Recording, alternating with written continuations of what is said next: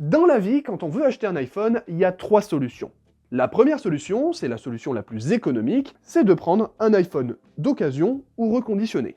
La deuxième solution, quand on a un petit peu plus de budget, c'est de prendre un iPhone neuf, mais d'ancienne génération, comme par exemple prendre un iPhone 14 ou prendre un iPhone 15. Et enfin, la troisième solution, c'est de se dire, quitte à prendre un iPhone neuf, autant exploser son budget et directement prendre un iPhone de dernière génération, comme un iPhone 16, Pro, Max, comme vous le souhaitez. Ça, c'était ce qu'il se passait avant.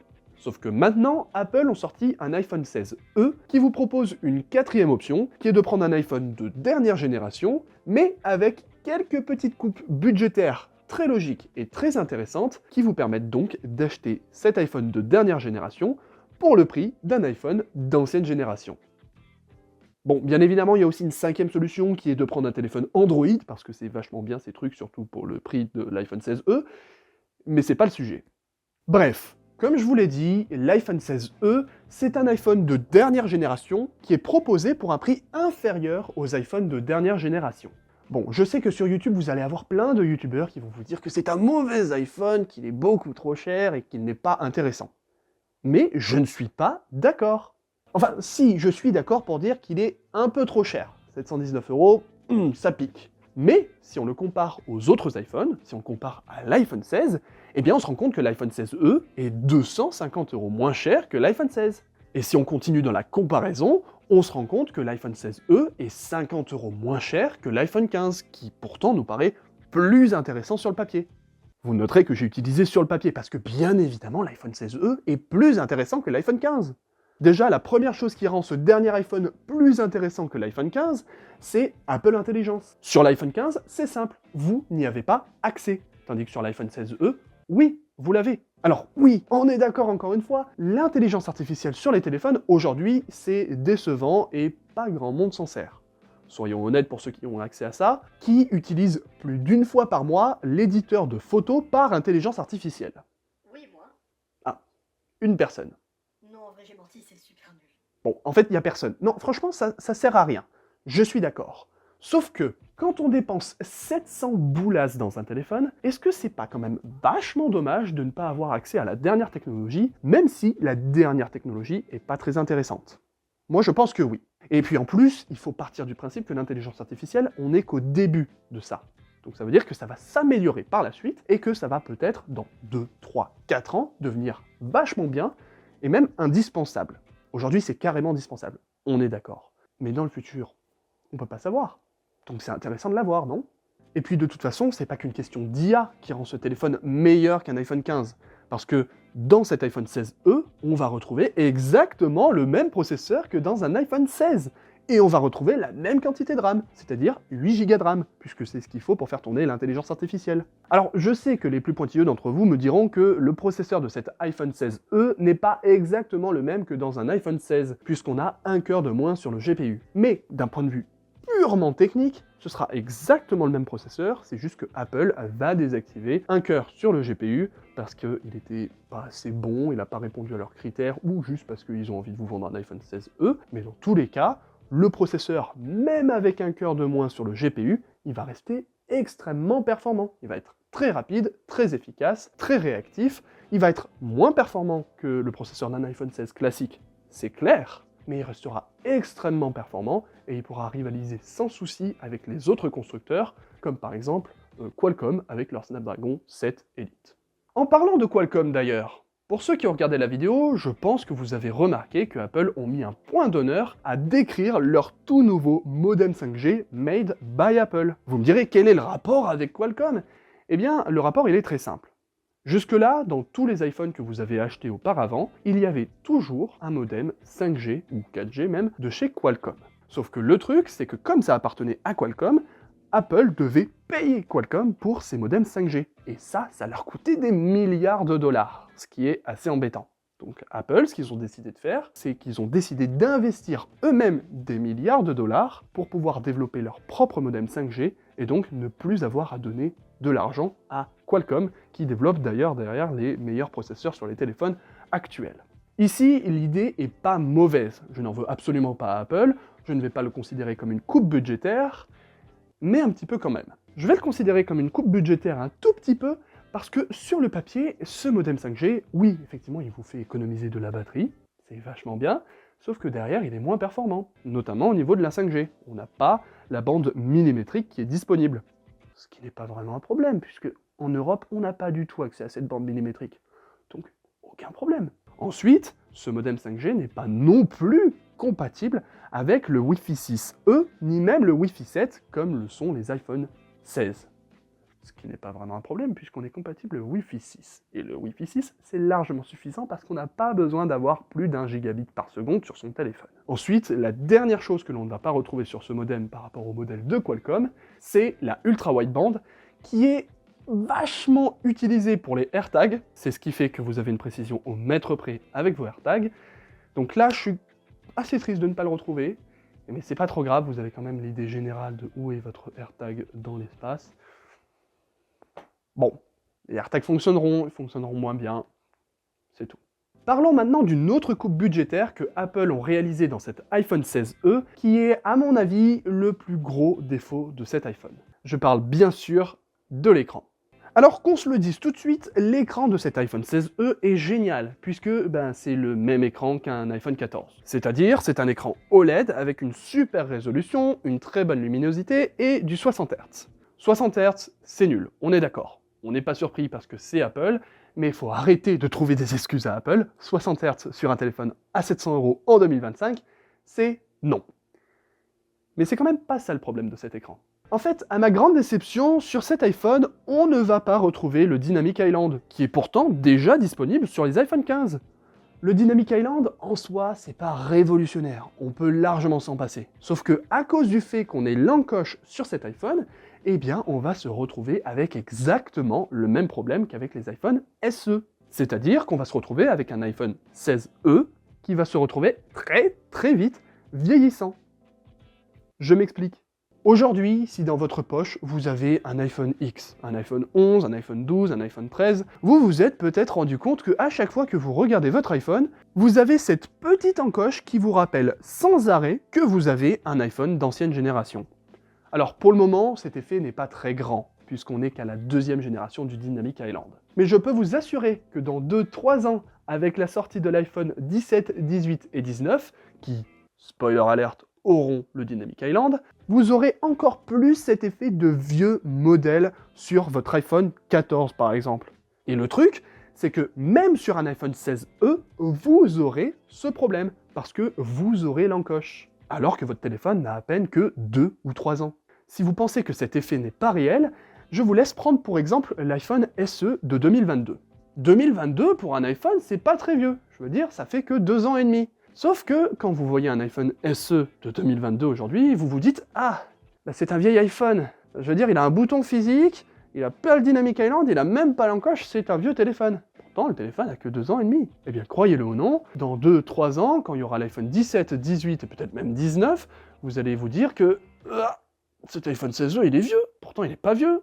Il a que 2 ans et demi. Mais comme il n'a pas le Dynamic Island, vous allez dire « Ah, pourquoi t'as un vieil iPhone ?» Je sais que là, pour le moment, tout ce que je parle, c'est juste du sentiment, c'est juste du design, ça change pas grand-chose. L'écran est génial, je l'ai dit. Mais quand on achète un iPhone, la majorité des gens prennent un iPhone aussi pour l'esthétique, et pour faire aussi partie des gens qui peuvent dire « Hey, j'ai un iPhone ». Donc si tu commences à dire que « Hey, j'ai un iPhone », mais que ton iPhone n'est pas un iPhone récent, tu perds un petit peu ce côté « Hey, j'ai un iPhone ». Je sais pas si c'est très clair, et je sais que j'ai perdu beaucoup de temps sur ce point-là particulièrement, mais oui, le design de l'écran m'embête. Passons maintenant à une autre coupe budgétaire que je comprends tout à fait de la part d'Apple et dont je suis plutôt OK avec. Cette coupe budgétaire, c'est au niveau de la caméra. Sur cet iPhone 16e, comme sur les iPhone SE, on ne retrouvera qu'un seul et unique module photo, puisque Apple a décidé de supprimer l'objectif ultra grand angle. Ça, honnêtement, je n'ai pas un gros problème avec cette coupe budgétaire, parce que, si on se le dit franchement, l'objectif ultra grand angle, c'est pas l'objectif le plus utilisé. Bien sûr, il y a des gens qui adorent l'ultra grand angle, hein. Moi j'adore ça. La preuve, je suis en train de me filmer en ultra grand angle, regardez ça, c'est magnifique. Mais le truc, c'est qu'on peut largement s'en passer, parce que 90% des gens n'utilisent même pas cet objectif ultra grand angle. Donc, moi je suis content, vous l'enlevez, pourquoi pas, on garde un super capteur photo qui est exactement le même que le capteur photo principal de l'iPhone 16, qui est donc magnifique, j'adore, je suis content, sauf que ça ne pouvait pas être parfait. Comme je vous l'ai dit, on est sur un iPhone qui a le même processeur, la même RAM et le même appareil photo qu'un iPhone 16. Sauf que, on n'a pas les mêmes fonctionnalités. Par exemple, vous aimez avoir un look cinématique sur vos vidéos lorsque vous filmez avec votre iPhone? Eh bien, dommage pour vous parce que sur cet iPhone 16e, il n'y a pas le mode cinématique. Maintenant, vous aimez prendre des vidéos en courant avec votre iPhone parce que c'est quand même hyper rigolo. Eh bien, pas de chance pour vous, il n'y a pas non plus le mode action. Enfin, vous aimez retoucher vos photos de façon qualitative directement sur votre téléphone? Eh bien, encore une fois, pas de chance, puisque vous n'avez pas accès au dernier filtre d'image pour les photos made by Apple. Pourquoi Apple? Bon, j'en fais des caisses. Mais bien sûr, cet iPhone 16e a un super capteur photo et fera des photos génialissimes, fera des vidéos exceptionnelles, donc il n'y a pas grand chose à dire. C'est juste qu'au niveau du logiciel, ils ont bridé ce capteur pour une raison que j'ignore complètement, l'argent. Voilà, c'est juste un petit peu dommage, il faut en être conscient. Quand on prend l'iPhone 16e, il n'y a pas tous ces trucs, mais ça change pas grand chose. Hop, je reviens tout de suite sur ce que j'ai dit. Non, la caméra de l'iPhone 16e n'est pas exactement la même que sur un iPhone 16, puisque le capteur est un tout petit peu plus petit. Ça change pas grand chose, mais concrètement, ça veut dire que vous avez de moins bonnes performances en basse luminosité, et que vous avez un petit peu plus de mal à arrêter les mouvements rapides lors des photos. Ça, concrètement, ça change pas grand chose sur l'utilisation, et ça change pas non plus grand chose sur ce que je vais dire juste après, mais je tenais à le préciser parce que j'ai pas envie de vous donner des fausses infos. On retourne à la vraie vidéo. En parlant des choses qui ne changent pas grand-chose d'ailleurs, il faut parler de la compatibilité MagSafe. Je sais que plein d'influenceurs mettent un point d'honneur à défendre ce MagSafe, mais je comprends pas pourquoi. MagSafe, c'est génial, qu'on se le dise, j'adore ça. Je l'utilise de temps en temps, c'est trop bien. Sauf que, oui, on n'a pas la compatibilité MagSafe dans ce téléphone, mais on a quand même la recharge sans fil. Et donc ça veut dire qu'on peut acheter une coque avec la compatibilité MagSafe pour avoir la compatibilité MagSafe sur l'iPhone. Donc est-ce que c'est un problème? Non. Est-ce qu'il faut acheter une coque pour son iPhone 16e? Oui. Est-ce que de toute façon vous aviez prévu d'acheter une coque pour votre nouvel iPhone? Oui. Quel est le problème? Je ne le vois pas, ça vous fait un téléphone qui est plus léger, qui a plus de place pour la batterie. Non, moi j'aime bien, j'ai aucun problème avec ça, je valide. Enfin, le truc que je valide pas, c'est quand même la puissance de la recharge sans fil. On n'est que sur 7,5 watts. C'est peu, 7,5 watts. C'est suffisant, parce que ça peut vous permettre de charger votre téléphone pendant toute la nuit et avoir 100% de batterie au réveil, il n'y a pas de souci. Mais 7,5 watts, juste pour parler, hein, c'est exactement le même wattage que l'iPhone 8. Il y a 8 générations là qui se sont écoulées. Pourquoi est-ce qu'on a la même chose? Je comprends pas. Bien. Maintenant qu'on a parlé des endroits où Apple ont décidé de faire des coupes budgétaires, il est temps de parler des endroits où Apple a décidé de ne pas faire de coupes budgétaires. Le premier endroit, c'est la batterie. Étrangement, à l'intérieur de ce nouvel iPhone 16e, on va retrouver une batterie plus grande que dans l'iPhone 16 classique. Ça, honnêtement, je ne l'avais pas vu venir et j'en suis très content, donc merci Apple de ne pas avoir fait de concessions sur ce point-là, c'est génial. Deuxièmement, sur ce nouvel iPhone, Apple ont aussi décidé de ne pas toucher au stockage, puisqu'on va retrouver, comme sur les iPhone 16 classiques, 128 Go de stockage au minimum. 128 Go de stockage, c'est pas énorme, on est d'accord, mais c'est largement suffisant pour pouvoir profiter de son iPhone 16 sans souci, et confortablement. Donc je valide. Ensuite, l'étanchéité de cet iPhone est aussi inchangée. En effet, on va retrouver de l'IP68, comme on va retrouver sur les iPhone 16, ce qui signifie basiquement que votre téléphone est étanche. De plus, on va aussi retrouver le bouton Action sur le côté du téléphone, ce qui, à mon humble avis, est quand même vachement mieux que le bouton Silence, pas silence des iPhone 14 et inférieurs, parce que, il est personnalisable. On remarque aussi sur ce modèle qu'on va retrouver le Face ID, ce qui est normal en 2025, vous me direz, mais hey, en 2022, on a eu le Touch ID sur l'iPhone SE 2022, donc on fait gaffe quand même. Merci Apple pour le Face ID. Et enfin, tant qu'on parle des capteurs avant, il faut aussi préciser que sur cet iPhone 16e, on va retrouver la même caméra frontale que sur un iPhone 16, à la seule différence qu'on n'a pas l'autofocus. Alors, ne pas avoir l'autofocus sur une caméra avant, c'est pas un gros problème, puisque 90% des gens ne l'utilisent pas, mais dans tous les cas, la caméra avant, elle reste génialissime sur cet iPhone 16e, donc je valide, merci Apple. Donc, conclusion. Est-ce que je vous recommande de prendre cet iPhone 16e? Oui, carrément. En fait, concrètement, dans cet iPhone, il y a tout ce qu'on a besoin pour avoir un bon téléphone.